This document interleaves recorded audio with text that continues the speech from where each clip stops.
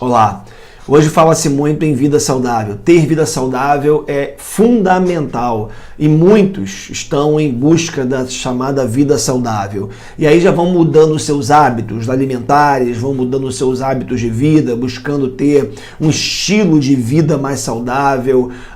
Alguns já entenderam a importância de não se estressar tanto, trabalhar tantas horas por dia, vão tentando diminuir a quantidade de horas de trabalho, vão tentando melhorar a alimentação, incluir atividade física, tudo isso na busca da chamada vida saudável. Mas eu diria que isso não é tudo, porque hoje já se sabe que o ser humano, na sua constituição, ele é um ser biopsicossocial. E como um ser biopsicossocial, dentro dessa perspectiva, tem que ser olhado de uma maneira mais holística. Então, temos tratado do corpo, cada vez mais cresce o número de adeptos das atividades físicas, as pessoas estão se conscientizando da necessidade da reeducação alimentar, como eu já falei, ter um estilo de vida um pouco mais saudável, mas eu queria incluir algo mais aqui nessa oportunidade. Eu queria falar daquilo que habita a nossa mente, aquilo que a gente pensa. Me chama muita atenção no Salmo 42, quando o salmista pastoreando a sua própria alma, quando o salmista cuidando do seu próprio coração, sendo terapeuta do seu próprio coração, ele conversando consigo mesmo vai fazer a seguinte pergunta: por que estás abatida, ó minha alma? Por que te perturbas dentro de mim? Espera em Deus, pois ainda o louvarei. A impressão que eu tenho é que o salmista dá uma parada no momento de angústia, no momento de crise. Ele já havia dito, assim como a corça anseia pelas correntes das águas, assim por ti, ó Deus, suspira minha alma tem sede do Deus vivo, dando a impressão de um momento da sua vida onde ele ansiava por algo maior do que ele mesmo, algo maior do que as suas conquistas, algo maior do que aquilo que ele mesmo vinha produzindo ao longo da sua vida. E ele para e faz a pergunta: por que você está batido, a minha alma? Por que você se perturba dentro de mim? Espera em Deus. Então a impressão que eu tenho é que ele dá uma parada e nessa parada ele olha para a sua história, para a quantidade de vezes que Deus o socorreu, para a quantidade de vezes que Deus veio ao seu encontro, e ele fala para ele mesmo: você não tem motivos para estar assim. Você não tem motivos para estar abalado. E aí eu fico me lembrando às vezes que você, cada um de nós, às vezes que a gente, ao invés de tentar ocupar a mente com coisas boas, ao invés de tentar ocupar a mente com coisas que valham a pena, a gente fica murmurando, a gente fica reclamando da vida, se remoendo dos nossos problemas.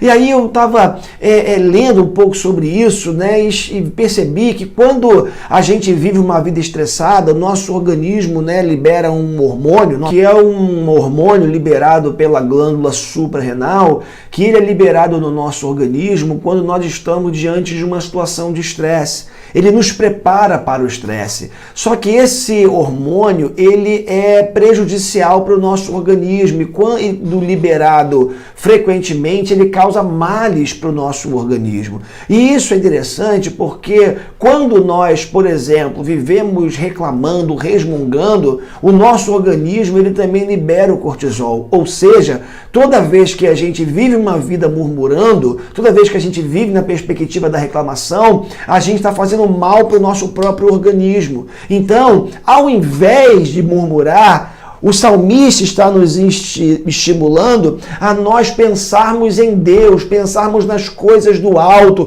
pensarmos naquilo que de verdade pode fazer diferença na nossa vida e nos ajudar nos nossos dilemas. É mais ou menos aquilo que o profeta Jeremias também vai escrever, vai dizer em Lamentações: quero trazer à memória aquilo que me dá esperança. O que pode trazer esperança para a nossa vida, senão a própria palavra de Deus, a esperança que Deus nos dá na sua palavra, quando ele diz para nós olharmos para ele e também olharmos para a nossa história, olharmos para os testemunhos de outros, para o que Deus fez na vida de outros e chegarmos à conclusão que nós sofremos muitas vezes porque nós não paramos para olhar para Deus e para aquilo que Deus tem feito na nossa vida e na vida de outras pessoas. Então, o que eu quero deixar para você aqui hoje é essa palavra de estímulo para que, ao invés de reclamar, ao invés de murmurar, você busque contemplar a grandeza de Deus, contemplar os feitos de Deus, encher a sua mente de coisas boas,